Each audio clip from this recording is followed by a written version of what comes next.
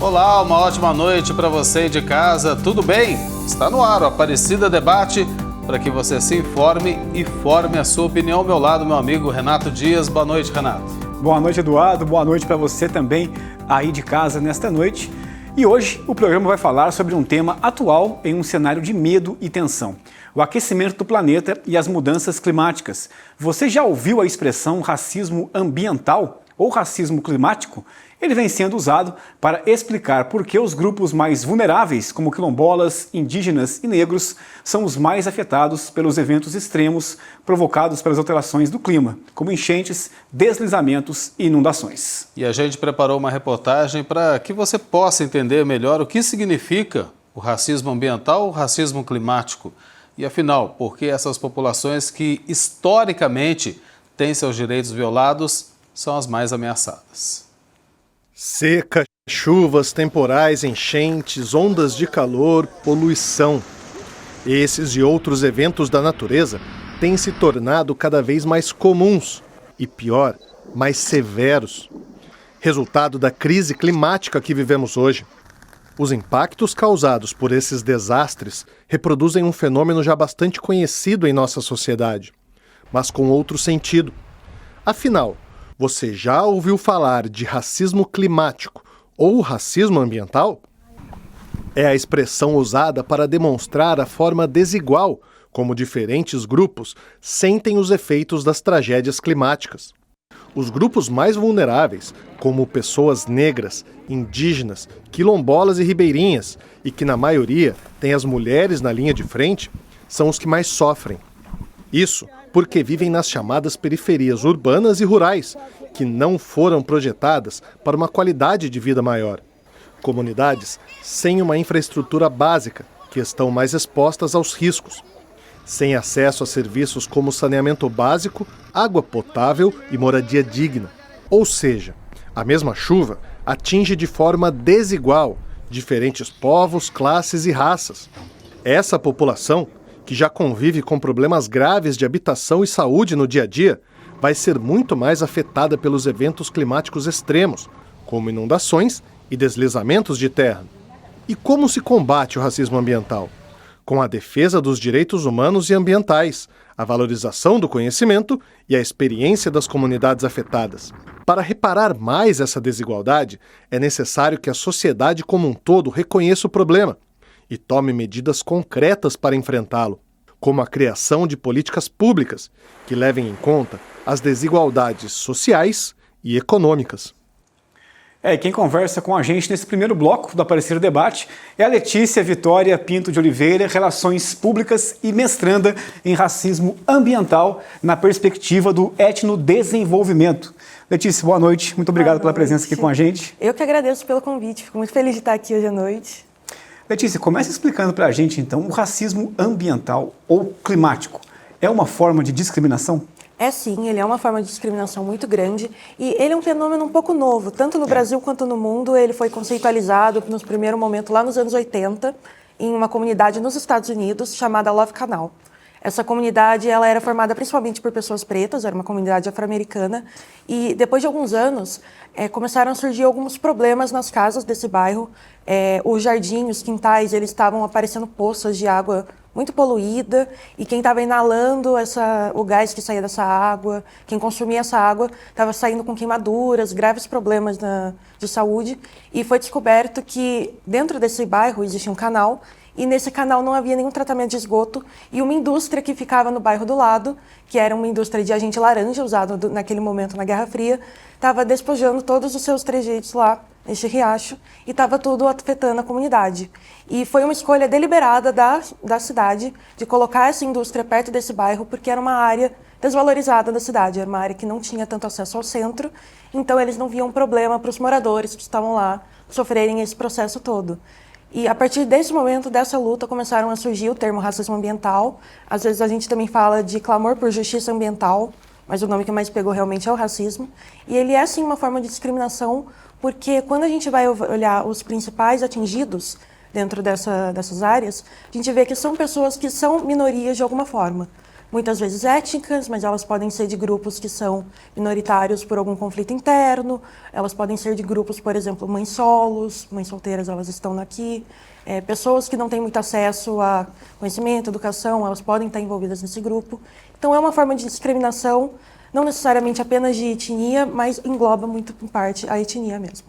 Letícia, boa noite para você, bem-vinda aqui ao Aparecida Debate. É um termo recente, né, como a gente viu, mas com o agravamento dos eventos extremos, está aparecendo mais na mídia, né? Nosso dever aqui no Aparecida Debate trazer isso para que a sociedade possa conhecer um pouco mais e reconhecer o problema, né? Que é o primeiro passo. Você falou aí de um caso nos Estados Unidos, mas já há muitos casos aqui no Brasil. Eu quero citar um com você, que você tem o conhecimento, né? Que é o bairro do Quilombo, no município de São Bento do Sapucaí, aqui em São Paulo. É um caso de racismo ambiental? Explica um pouquinho para a gente. Então, o bairro do Quilombo, ele é um bairro que fica lá realmente no município de São Bento do Sapucaí. Ele fica um pouco próximo do centro, cerca de 3 quilômetros, e é um bairro que, embora ele não seja visto como um quilombo hoje em dia, ele é remanescente de uma comunidade quilombola. Então, muitas das pessoas que moram lá ainda são vistas como quilombolas. Eu estou estudando esse bairro, esse estudo de caso no meu trabalho, e por enquanto a gente está numa fase de coleta de dados, mas nesse momento eu já consegui pegar alguns indícios de que sim, lá pode ser um caso de racismo ambiental. Quando a gente vai falar um pouquinho de análise de casos de racismo ambiental, existem algumas maneiras que a gente pode avaliar. Porque esse caso ele pode estar diretamente ligado às mudanças climáticas, então os eventos extremos que acontecem, eles são a maior parte do problema, e em outros os agravamentos da crise climática trazem mais problemas, mas não é o que diretamente causou. O caso do bairro do Quilombo, pelo que eu estou analisando por enquanto, mostra que, embora por enquanto as mudanças climáticas não sejam a maior interferência, com o jeito que a administração e o jeito que o bairro foi formado e está construído hoje, pode ser que em caso de algum evento extremo que aconteça na Serra da Mantiqueira, lá possa ser mais atingido. Sim. Letícia, por exemplo, na prática, né, como é que esse racismo ambiental afetou ou afeta, né, o bairro?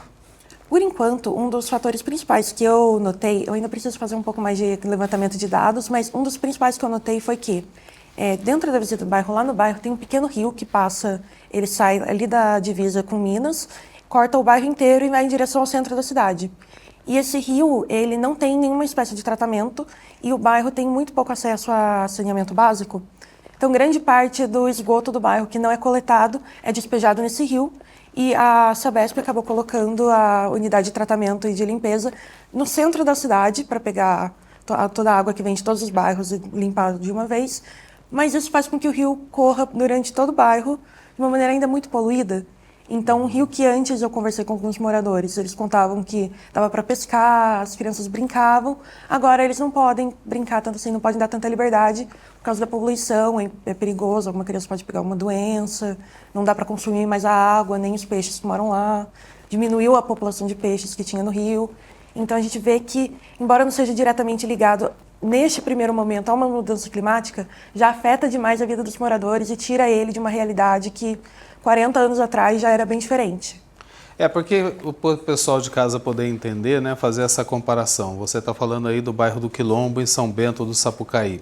A mesma chuva que cai lá no bairro do Quilombo pode cair em um bairro que tenha urbanização, ruas pavimentadas, saneamento básico, mas o estrago que vai causar é totalmente diferente, justamente porque o bairro do Quilombo, no caso, não tem esses serviços básicos. Para o povo de casa poder entender, né? Justamente essa comparação, né, Letícia? Sim, sim. Inclusive, a gente pode analisar, para ficar um pouquinho mais claro, alguns outros casos. No carnaval do ano passado, aconteceu, infelizmente, o desastre lá em São Sebastião, no litoral norte de São Paulo.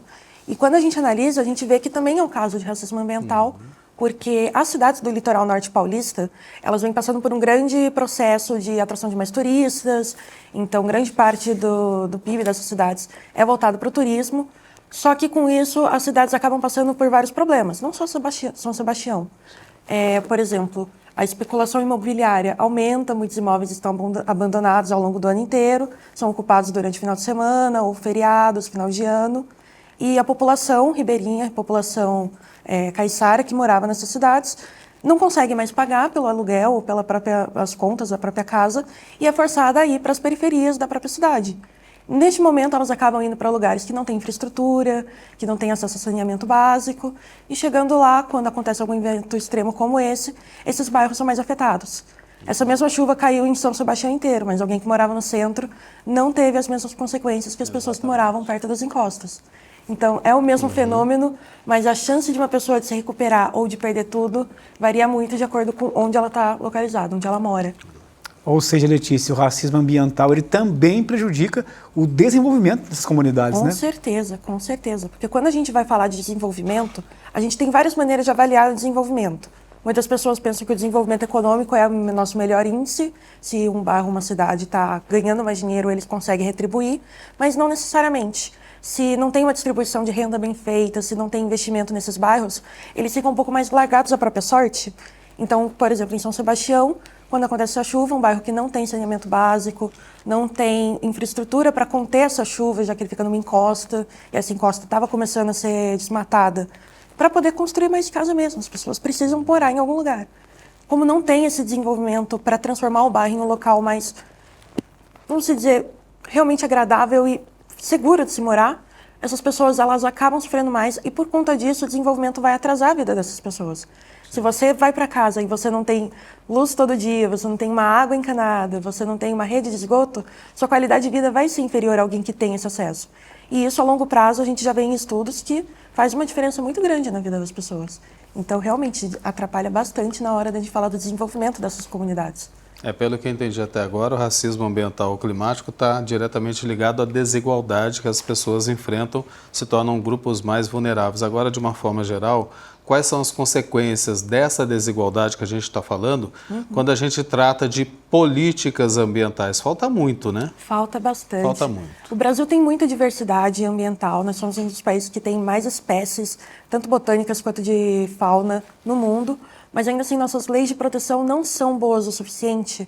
E a gente tem um grande problema, falando um pouquinho mais de desenvolvimento e planejamento, a gente tem um grande problema que muitas vezes os municípios não se unem a municípios vizinhos, eles cuidam da noção de território dentro do seu próprio território. Então, por exemplo, no bairro do Quilombo, fica na Serra da Mantiqueira. A cidade em si de São Bento do Sapucaí faz divisa com Minas. Não existe conversas entre Minas e São Paulo para cuidar da área que fica nessa divisa. Então, se um rio corta a divisa entre Minas e São Paulo, a borda do rio que fica do lado de São Paulo tem uma legislação, a borda do rio que fica para Minas, outra totalmente diferente. Então, quando a gente vai falar de desenvolvimento e racismo ambiental principalmente, a gente vê que a gente precisa de medidas públicas, porque não é uma coisa que o morador do bairro, que o morador do local que está sendo afetado vai conseguir mudar do dia para a noite. A gente precisa realmente de um apoio maior do governo, do Estado, para poder cumprir. Mas é algo que também não vai ficar só na mão dele. Ele precisa de uma pressãozinha também. A gente precisa entender o que está acontecendo, porque quando a gente entende, a gente entende os nossos direitos junto, a gente consegue cobrar por algo que deveria ser nosso desde o começo. Letícia, como que a gente combate o racismo ambiental ou climático? Né? A quem compete a essa cobrança? A cobrança em si, a gente pode começar primeiro com a conscientização. É muito difícil a gente falar e exigir algo que a gente não sabe exatamente o que é. É um conceito novo, então tudo bem, as pessoas estão começando a entender agora, não tem o menor problema. Mas é interessante você começar a entender um pouquinho sobre esse assunto para você ver. Minha comunidade está sendo afetada? Meu bairro, meus vizinhos, todos nós estamos sendo afetados? E se a gente repara que sim, estamos sendo afetados de alguma maneira, como a gente pode fazer isso? Aí realmente entram medidas públicas. Não tem como a gente cumprir muito o nosso papel como cidadão e transformar a nossa comunidade sozinho. Meus vizinhos, não conseguimos chegar e fazer uma diferença tão grande só nós. É preciso trazer um pouquinho mais de infraestrutura. Nisso vai entrar um pouquinho de planejamento também dentro da própria prefeitura, dentro do próprio estado, porque a gente precisa analisar também um pouquinho caso por caso. O caso do bairro do Quilombo é um pouquinho mais isolado, porque é uma comunidade pequena, perto do centro, não é uma área que acontecem grandes desastres ambientais assim, mas que ainda assim existe um caso. São Sebastião tem um pouco mais de probabilidade, a gente viu o que aconteceu.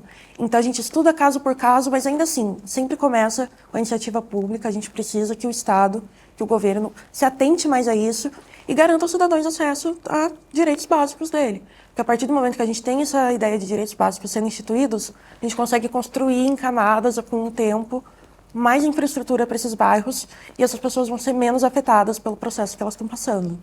A gente sabe, só para finalizar, Letícia, que muita gente acaba morando em determinados locais por necessidade. Não tem para onde ir, constrói seu barraco sem nenhuma infraestrutura e ali fica sujeito a essa situação. Racismo ambiental, aos eventos climáticos que acontecem, uma chuva muito forte, inundações, enchentes. Mas precisa também ver o lado do poder público, né? O poder público, ele tem o dever e a responsabilidade de não permitir que essas áreas sejam ocupadas. Exatamente. Até para que não haja esse tipo de situação. O cenário é mais ou menos esse, ou seja, tem um lado, sim, das famílias que não tem para onde ir e ocupam essas áreas. Mas o poder público acaba permitindo também, né? É um círculo vicioso isso daí. Né? Entra nesse círculo e daí realmente... É um estudo um pouquinho mais de casos e casos realmente, mas no geral a gente observa muito isso. A pessoa ela acaba não conseguindo ficar no local que ela está, às vezes por causa de processos tipo gentrificação, aumento da especulação imobiliária. Ela precisa ir para algum bairro que seja um pouco mais acessível. Esse bairro não tem infraestrutura, a prefeitura acaba não licenciando, não dando uma vistoria muito mais firme. Essas construções são feitas e a pessoa fica vulnerável. Então é um processo que já existe e realmente existe uma leve brecha, vamos dizer, da fiscalização pública que permite que isso aconteça, mas é aí que entra também a necessidade dessa própria fiscalização acontecer e não só, eu imagino que não só a fiscalização, mas também precisa ter um amparo, porque se a pessoa já está construindo uma casa irregular, no terreno próprio, ela já não tem muito acesso a outros recursos, ela está fazendo o que ela precisa para sobreviver. Então é importante que a prefeitura não só vá lá e despeje essa pessoa, porque, realmente, área de risco. É área de risco, mas se a pessoa não morar ali, ela vai morar onde? Sim. Então, tem que trazer medidas públicas não só para cuidar da infraestrutura desses bairros, não permitir que as pessoas morem nesses locais que não são seguros, que podem trazer muitos problemas para essa família, mas ao mesmo tempo a gente precisa permitir que elas tenham e consigam viver com dignidade em um local seguro. Então, se a solução que a prefeitura encontrar for realmente reconstruir ou reformar esses bairros, trazer essa infraestrutura que é mais segura para as pessoas e deixar elas morando lá, perfeito. Se elas tiverem um local seguro para morar, não tem nada que a gente possa reclamar. Mas se realmente não for o caso, não tiver como, levar essas pessoas para um local seguro, com uma habitação que seja estável, que ela consiga construir e firmar uma vida lá, para daí sim a gente poder trazer um pouco mais de, vamos dizer, estabilidade mesmo para as próprias famílias. Então, o poder público ele tem essas duas funções. Ele não pode deixar essa brecha de deixar as pessoas morarem em um local que elas vão estar se ferindo de uma maneira, e ele também não pode deixar essa pessoa desamparada. A partir do momento que rola todo esse processo, que a própria pessoa é expulsa de onde ela está e precisa se realocar, ele precisa também dar esse amparo para essa pessoa poder recomeçar, então, em um outro lugar que seja seguro. Pois é, Letícia, o que a gente vê muito por aí, o nome disso é descaso do poder público com a população. Né? Letícia, quero agradecer a sua presença aqui com a gente, muito obrigado por explicar tão bem para nós sobre racismo ambiental e racismo climático. Eu que agradeço pelo convite, fico muito feliz de estar aqui hoje, muito boa noite para todo mundo que está em casa, fico muito feliz pelo convite de verdade. Muito obrigada, Letícia, seja sempre bem-vinda aqui. Obrigado. Estamos de volta com o Aparecida Debate nesta terça-feira falando sobre o racismo ambiental ou racismo climático. E um estudo publicado neste ano pelo Instituto Polis trouxe um retrato de quem são as pessoas mais expostas a eventos climáticos em 3 capitais do Brasil: São Paulo, Belém, no Pará, e Recife, em Pernambuco. De acordo com a publicação, as populações mais ameaçadas e mais sofrem com as consequências de fenômenos naturais associados às mudanças do clima são negras de baixa renda e que vivem nas periferias, em especial mães chefes de família. Na cidade de São Paulo, por exemplo, 37% da população é negra. Já nas áreas com risco de deslizamento, esse número salta para 55%. Bem, a nossa convidada para esse segundo bloco do Aparecida Debate é a Tânia Pacheco, já está aparecendo aqui, jornalista, historiadora e pesquisadora na área de racismo ambiental. Também é coordenadora executiva adjunta do Mapa de Conflitos, Injustiça Ambiental e Saúde no Brasil. Tânia, boa noite para você, bem-vinda aqui ao Aparecida Debate, seja bem-vinda à TV Aparecida, tudo bem com você? Tudo bem, e oi para vocês dois. E para quem estiver eventualmente nos vendo. Muito bom ter você aqui. Tânia, é sempre bom a gente ouvir diferentes opiniões. A gente ouviu no primeiro bloco a Letícia, que também é especialista em racismo ambiental. Eu queria ouvir de você, até para que o nosso público, o nosso telespectador, possa ter essa opinião diversificada sobre o mesmo assunto e possa esclarecer mais até sobre o que a gente está tratando hoje no Aparecida Debate. Para você, Tânia, qual a melhor forma de explicar o que é o racismo ambiental ou o racismo climático? Vamos lá. Não tem como a gente deslocar um do outro. Estão, infelizmente, intrinsecamente unidos. O que a gente pode falar sobre racismo ambiental? O que é racismo ambiental? Falar sobre racismo ambiental é algo muito fácil.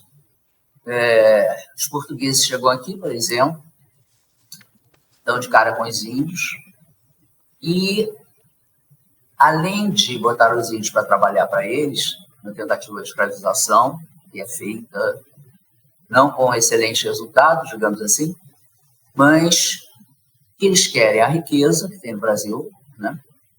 Para ter a riqueza, eles precisam também conquistar o território, e eles estão à frente de pessoas que absolutamente não estão preparadas para o que os portugueses têm em termos de conhecimento bélico, inclusive, estratégico, de armamentos, etc., etc. Isso permite, então, que os portugueses, cada vez mais, além de, digamos, escravizar, estuprar, matar, eles também vão cada vez mais empurrando os indígenas para o interior do país e cada vez mais conquistando mais terras. Quando a gente fala de terras, nesse caso específico, e outros também, a gente está falando de riquezas, acima de tudo. Então, isso daí é o racismo ambiental. Agora, eu joguei aí uma questão que é a vulnerabilidade dos indígenas perante os portugueses. Só que essa vulnerabilidade, claro, os indígenas são bastante inteligentes, eles vão começando a entender quem são os portugueses, como é que eles agem, o que eles têm, e embora inferiorizados em termos bélicos, eles vão começar a reagir aos portugueses, né? Como eles já tinham escaramuças entre si, como eles, enfim, saber como buscar uma forma de se resolver, de se opor, digamos assim, de resistir. A gente pode dar outros exemplos assim, inteiramente atualizados, né? A gente continua a ter no Brasil, não mais pelos portugueses, pelos seus descendentes e descendentes de outros países também, outros migrantes, etc., a gente continua a ter esse quadro de busca da riqueza, de busca de se apossar da riqueza, o que determina uma luta pela posse do território a ser explorado, né? E o que determina também que cada vez mais se escolha, aí já não mais populações vulneráveis, porque essas populações vulneráveis estavam lá, mas sim populações vulnerabilizadas. Qual é a diferença? Preciso dizer, mas, enfim, vamos lá. É que exatamente ao longo do tempo, essas populações, não só indígenas, como descendentes de africanos, como, enfim, nordestinos, para muitos considerados como uma raça menor, essas pessoas foram, ao longo dos tempos, tornadas cada vez mais vulneráveis, ou seja, elas foram sendo vulnerabilizadas ao longo dos tempos. Então, evidentemente que se eu quero me apossar com uma determinada riqueza, digamos, aleatoriamente, no Mato Grosso, por exemplo, eu não vou simplesmente sair brigando com um fazendeiro para tomar a fazenda dele, né? Porque daria muito trabalho, provavelmente eu não conseguiria, né? E isso seria um grande escândalo. Agora, se eu tenho, de repente, à minha frente, povos indígenas em territórios ainda não reconhecidos e homologados, e que estão lá vulnerabilizados ao longo do tempo, evidentemente que eu não vou para fazer, eu vou invadir a terra deles. Isso está acontecendo diariamente, a gente sabe, né? Hoje mesmo está acontecendo.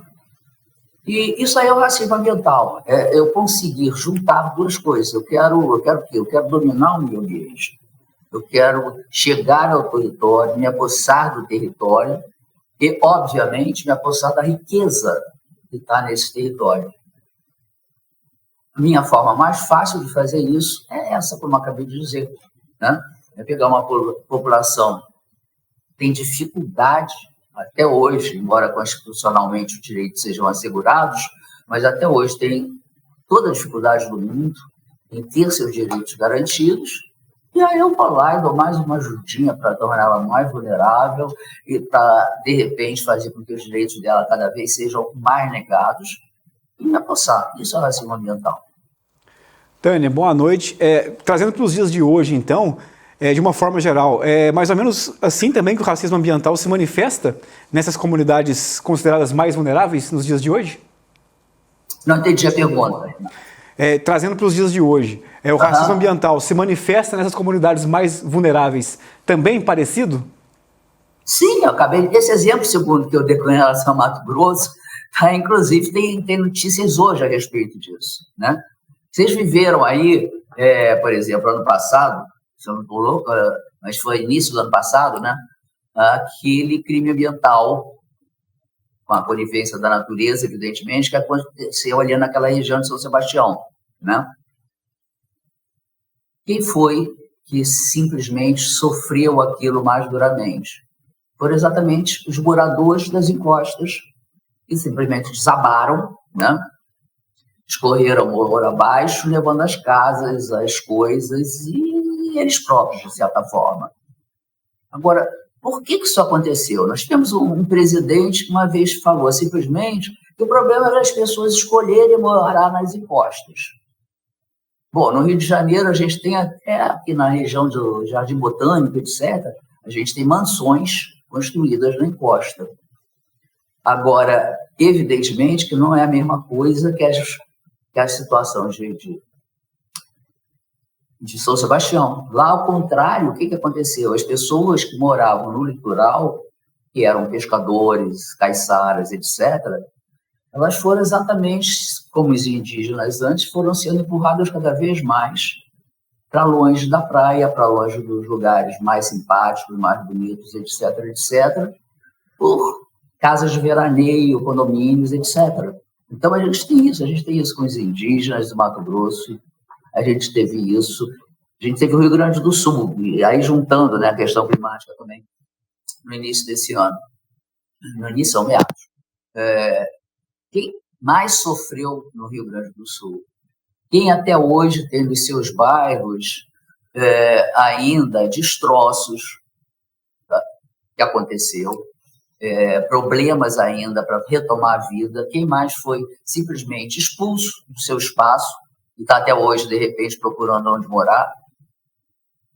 Foram exatamente as populações mais pobres, né? Os pescadores, os quilombolas, que as pessoas não sabem, mas tem muito quilombola no Rio Grande do Sul, ainda esperando que seus direitos sejam garantidos, como os indígenas também. Mas, enfim, é essa. A gente está vivendo, né, hoje no Brasil, de uma forma avassaladora, inclusive, eu diria, o racismo ambiental campeando. A gente tem um congresso lá que simplesmente atropelou o Supremo e criou uma lei para garantir uma coisa já declarada institucional no mesmo dia pelo Supremo Tribunal Federal, que é a questão dessa invenção chamada marco temporal. Então, está aí na nossa vida, no nosso dia, na nossa prática, infelizmente. Agora eu queria acrescentar, você disse muito bem, Tânia, para muita gente, inclusive, não há muita escolha, né, de onde morar, de onde viver, e acaba se sujeitando a esse tipo de situação, a esse cenário que a gente está descrevendo aqui.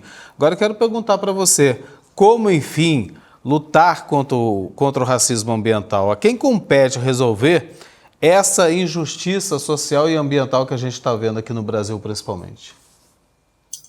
É complicado, principalmente, eu diria, nesse momento atual no nosso país.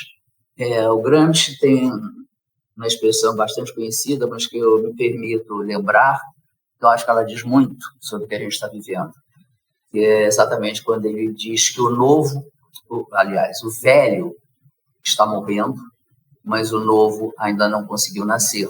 E é exatamente nesse interregno que as maiores aberrações acontecem. O que a gente tem atualmente? A gente tem uma situação, como eu falei antes, onde a gente tem um Congresso que está fazendo tudo o que é possível, realmente, para garantir direitos que não são exatamente dessas populações. Pelo contrário, que vão contra os direitos que deveriam ser garantidos a ela. Então, essa é uma questão. Agora, por quê? E para mim, essa é a questão maior. Por que isso é naturalizado? Por que nós passamos a ser seres que simplesmente passam por uma criança dormindo no chão na rua, passa sol, chuva ou frio, e nós passamos como se nós não estivéssemos vendo nada? Por que de repente, a gente não se indigna mais? Eu acho que, para mim, essa expressão maravilhosa, né?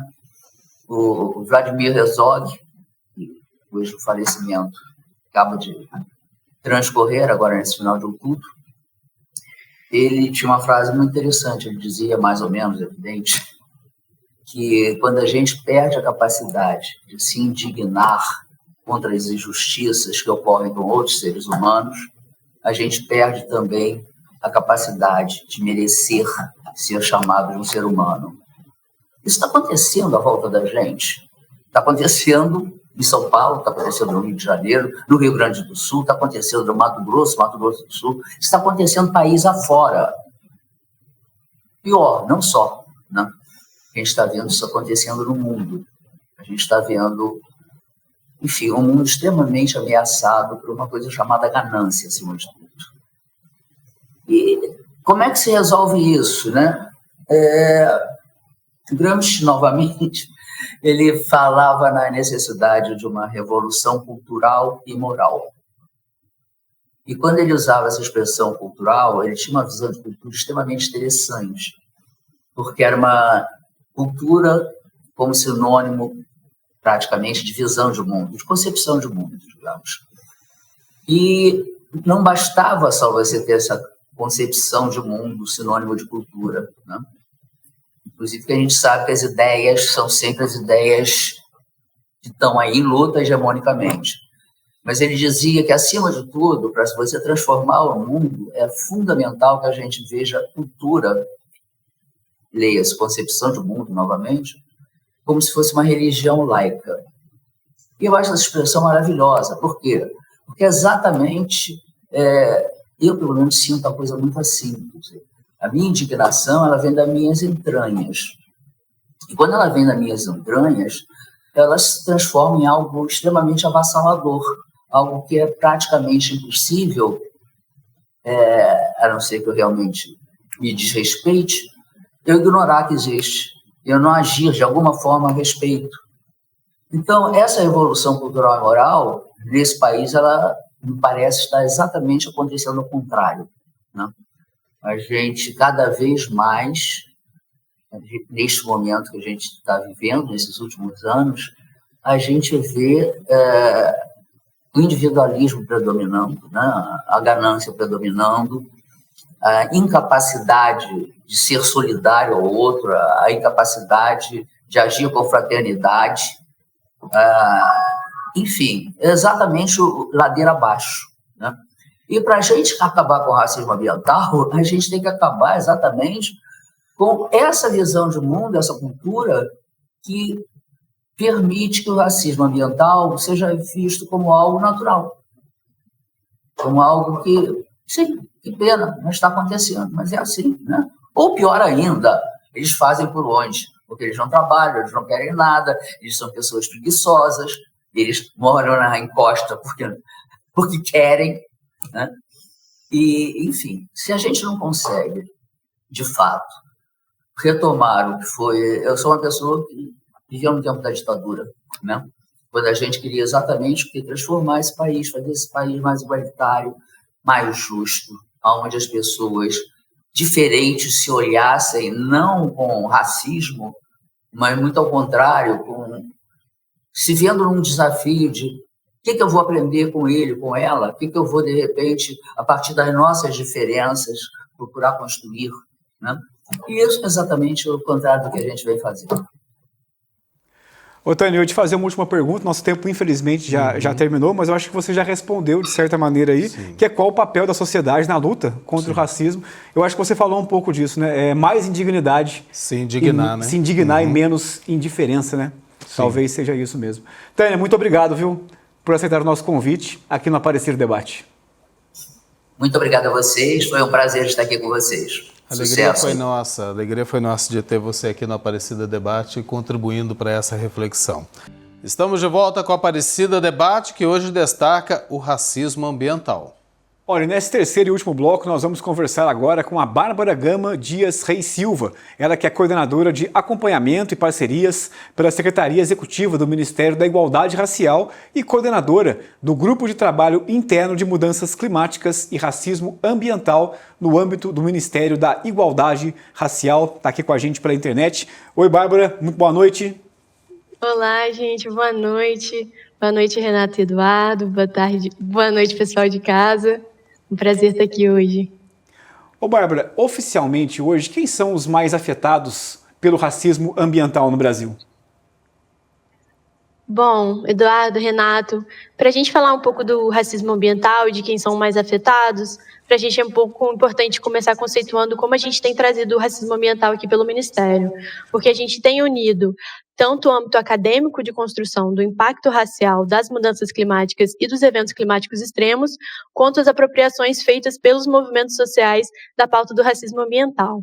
Então, a gente identifica que o racismo ambiental ele já é a demonstração da desproporcionalidade dos impactos das mudanças climáticas e dos eventos climáticos extremos, e aqui sendo eventos climáticos extremos, o que a gente popularmente conhece como desastres, né? As enchentes, as queimadas, as secas, e aí a população que é desproporcionalmente afetada por esses impactos é a população negra, os povos e comunidades tradicionais, como quilombolas, povos de terreiro, e a população indígena, né? Então, a gente tem aí essa desproporcionalidade nos impactos dessa mudança climática e desses eventos climáticos extremos, que são popularmente conhecidos como desastres, sobre essas populações. Bárbara, boa noite para você, bem-vinda aqui ao Aparecida Debate. Você já falou nessas populações que são mais vulneráveis e que já sofrem há anos e anos as violações dos seus direitos. Como identificar, então, o racismo ambiental entre essas populações? Exatamente. Esse próprio processo de vulnerabilização, que é como a gente chama todo esse processo histórico, social, político que existe, que vulnerabiliza essas populações, ele é exatamente no âmbito do racismo ambiental uma lupa nessa temática da mudança climática e dos eventos climáticos extremos, né? Porque uma coisa que a gente fala muito é que racismo é racismo. Esse processo de privilégios e exclusões com base nas relações étnico-raciais no Brasil, ele estrutura tudo. E no âmbito da mudança climática e dos eventos climáticos extremos, os populares desastres, ele é uma lente específica para tratar dessa temática.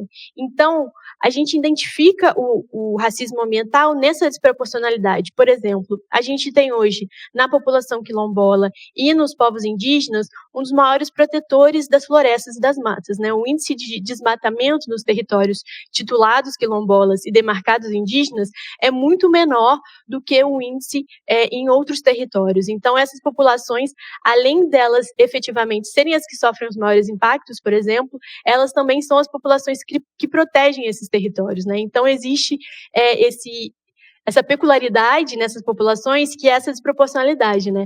Os menores índices, por exemplo, de emissões de carbono, de poluição e de efeitos efetivamente nas mudanças climáticas, o que afeta diretamente e impulsiona essas mudanças climáticas que nós vivemos hoje, são bem menos produzidos por essas populações, ainda que efetivamente nos efeitos elas são as que mais sofrem, né? Ô, Bárbara, e como que o Ministério da Igualdade Racial e também o governo federal tem feito para combater o racismo ambiental? Quais são os principais meios utilizados?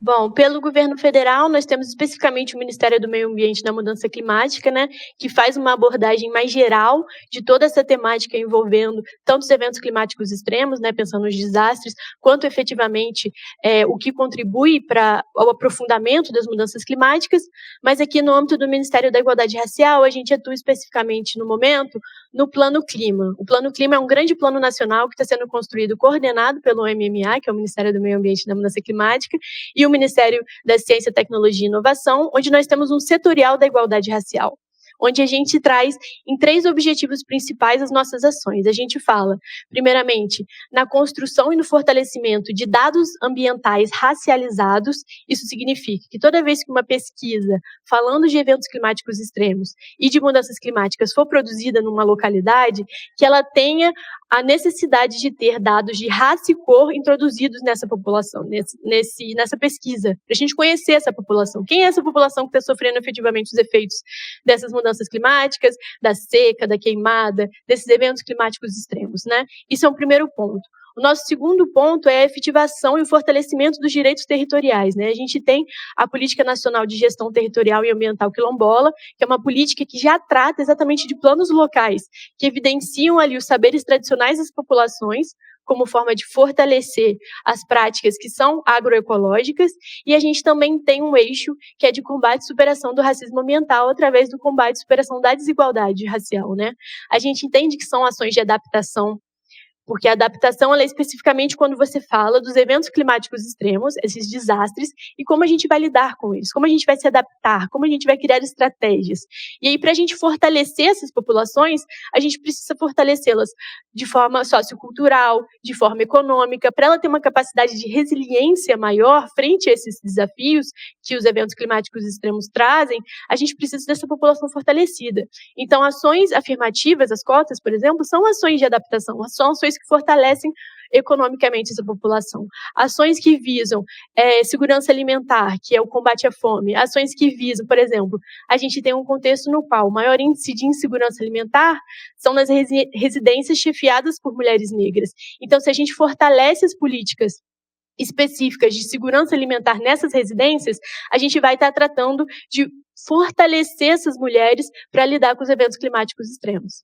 Muito bom, né? A gente poder entender um pouco mais desse conjunto de ações do governo federal, Ministério da Igualdade Racial, porque a mudança climática está aí, já é uma realidade que antes era um aviso, um alerta, hoje a gente está vendo aí esses eventos por todo o mundo. Agora eu quero perguntar para você, essa atuação do governo federal junta estados e municípios.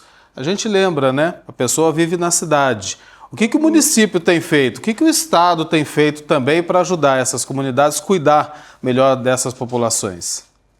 Essa é uma pergunta super importante, porque a gente tem construído, junto ao MMA, o federalismo climático, né? Exatamente para falar dessas ações que são também dos estados e dos municípios.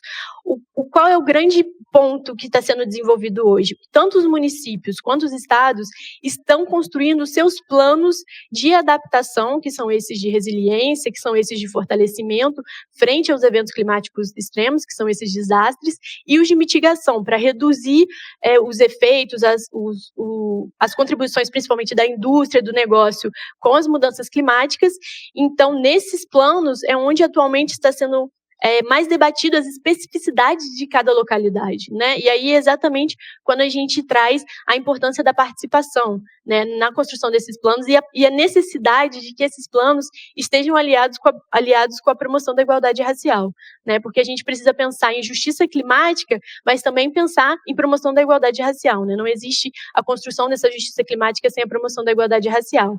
Então, algo que a gente tem articulado muito são com gestores de promoção da igualdade racial nos municípios e nos estados, e também os conselheiros dos conselhos de promoção da igualdade racial, e apropriando eles dessa pauta e a necessidade do combate e superação do racismo ambiental, para que eles possam efetivamente atuar nesses planos que estão sendo construídos de forma local.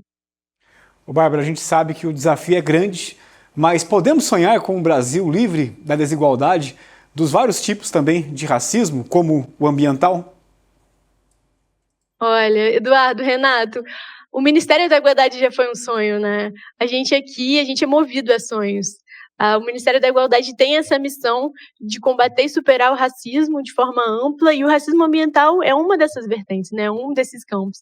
Então, aqui no Ministério, a gente não para de sonhar, e é o sonho que nos motiva, né, é o sonho que faz com que o caminhar dos direitos sociais, dos direitos econômicos, dos direitos culturais, ele siga, né, nesse movimento de luta que também é um movimento de sonho. Então, para a gente, é sempre sonhando que a gente continua lutando, com certeza. Agora eu queria que você mandasse um recado para quem está assistindo, né? Para a sociedade, que compete a ela fazer também. Você falou do conjunto de ações do governo federal, estados e municípios, esse pacto que deve existir. Mas a sociedade, a pessoa que está em casa assistindo, né? O que ela pode fazer também para combater esse racismo ambiental? Bom, gente, eu acho que uma das coisas que a gente mais tem debatido, e principalmente por causa desse contato com a sociedade civil, é o fato da gente se apropriar dessa pauta. A pauta do meio ambiente, ela tem uma série de questões técnicas, uma gramática específica. A gente sabe que isso acaba afastando um pouco a sociedade civil desse debate, que não se sente apropriada, que não se sente efetivamente podendo acompanhar esse debate, porque ele também acontece muito no âmbito internacional, mas a gente tem sim que se apropriar desse debate. Pensar que quando você fala em moradia, quando você fala em saneamento, quando você fala em acesso à saúde, você está falando de adaptação às mudanças climáticas, você está falando de combate e superação do racismo ambiental. Então, o nosso principal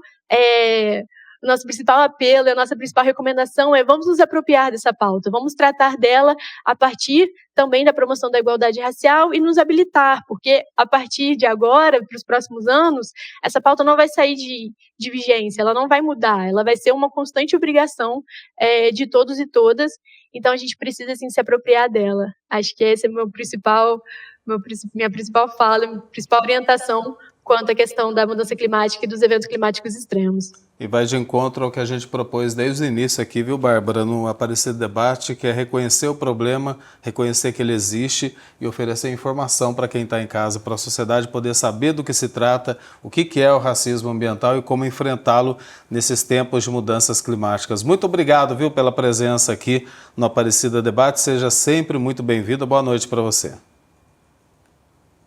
Gente, boa noite. Muito obrigada pelo convite. Para mim é uma especial honra. A minha família acompanha a TV Aparecida todos os dias, meus avós, meus tios.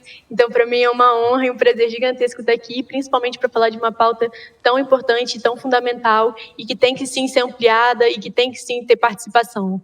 Muito obrigada, gente. Obrigado, Bárbara. Muito obrigado aqui também para toda a sua família lá na audiência com a gente aqui na TV Aparecida. Uma boa semana aí. Um abração para eles, Para vocês, Tchau, tchau. Um abraço para eles. Tchau, gente. Obrigada. Olha, e o Aparecido Debate de hoje, encerramos aqui o Aparecido Debate de hoje. Reveja esse e outros programas no canal da TV Aparecida no YouTube e no nosso Instagram, que é o @jornalismo TV Aparecida. Além das notícias e os bastidores da programação, você pode sugerir temas para debatermos aqui às terças-feiras. Aparecida Debate termina aqui. Boa noite para você, um ótimo descanso. Até a próxima. Boa noite, boa semana.